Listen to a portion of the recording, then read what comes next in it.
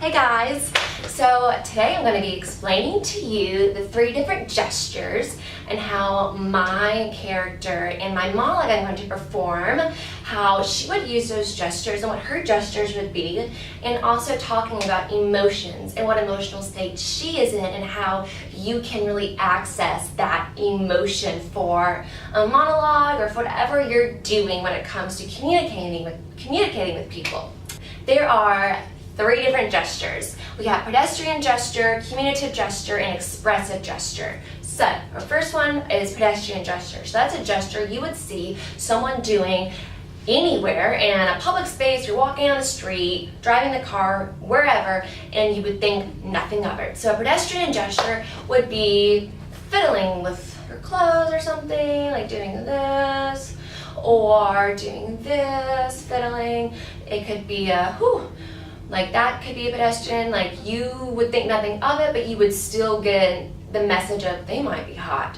Or maybe they're scratching their nose.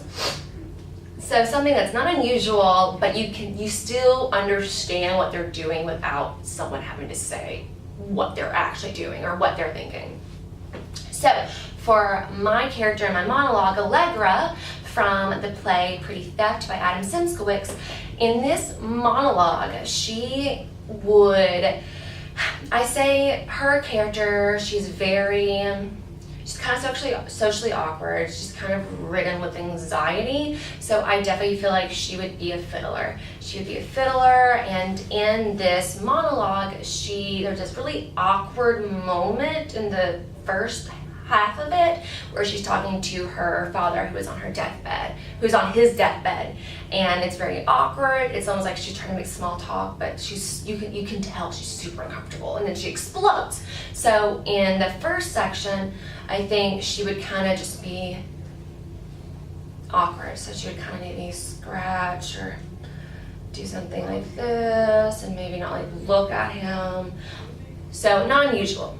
So our next gesture is communicative. So that is communicating a message to someone or an order or whatever it may be. So a communicative gesture would be beckoning, pointing, calling someone over. It would be a point. I'm talking to you. That's communicating at you. I'm talking about you. Or something like Allegra in a scene, she tells her boyfriend Bobby to get the fuck out because he was really mean to her. And so in that scene, I would picture her pointing to Bobby and saying, get the fuck out, pointing at him and telling him to leave. And so in this monologue, she goes off on her father. So I would see her pointing at him, talking about you. And that would be the communicative gesture for Allegra in this monologue. So our next gesture is expressive. So it's something that you would see in public and you would be like, what are they doing? So I can tell you to come here by doing something like this, or I could tell you to go there. It's communicating something, but it's very expressive and big and rah and rah. So that's expressive gesture.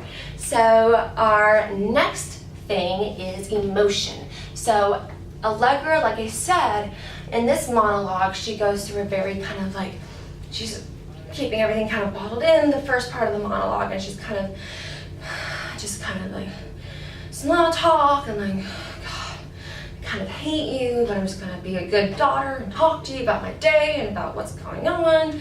And so, she'd be kind of anxious and then she gets very, very angry.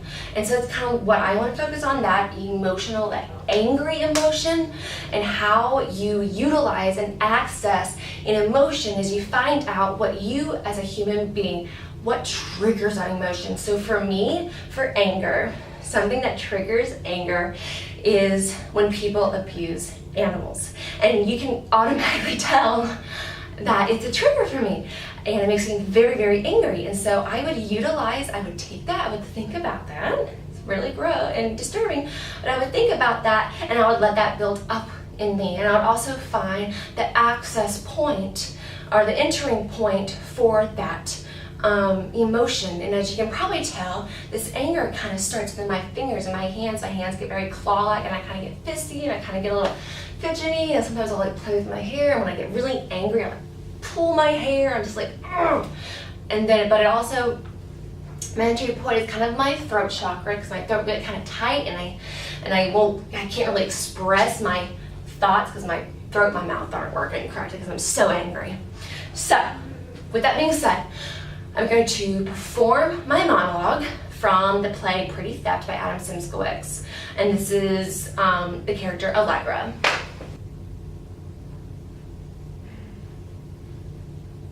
And I'm working at like this group home with Susie Harris. We hang out a lot.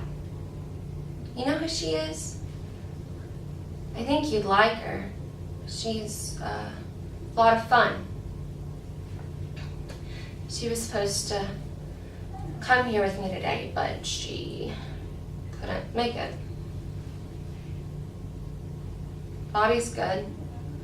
He works at the garden place in Selma sometimes on the weekends.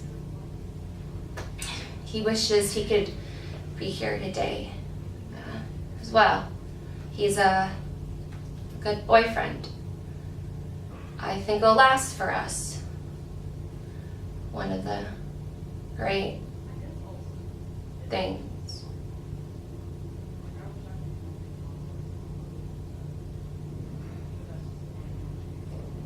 Fuck! It's just as hard to talk to you now that you can't talk back. I can't ever say the right thing to you. You're just so not there, aren't you? You always ignore me. I know, even if you could hear me right now, you're not paying attention. You never... Why don't I matter to you? What do you want from me? Maybe you just want to be left alone. Well, that's what I'll do then. I'm sorry I disturbed your deathbed, you selfish fucking bastard. You self-centered, egotistical, pompous fucking bastard. I don't care what you want. I hope you die. I hope you die real fucking soon. I hope you rot and get eaten by worms. I hope the worms fucking eat you. Worms with big fucking teeth, and the rats and the flies and the vultures. I hope the vultures dig you up, take you out of your casket, and fly off with you. Fuck!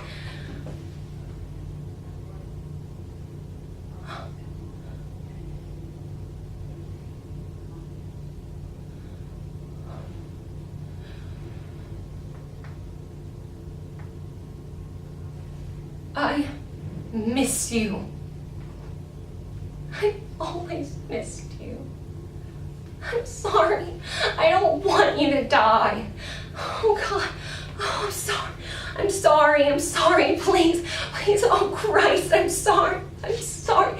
Please. No, I don't want you to die. Please. You're so small. Please. Daddy. Thank you.